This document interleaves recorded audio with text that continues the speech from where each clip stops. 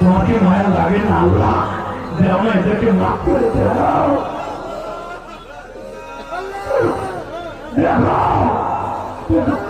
কেমনে কান্দে দেখো, সামনে যারা শিখলে কেমনে কান্দে, বাচ্চারা করে দিয়া তোমার মায়া লাগে না?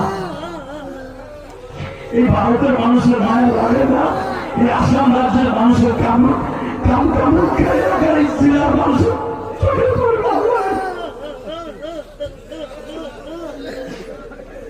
বসো বসো।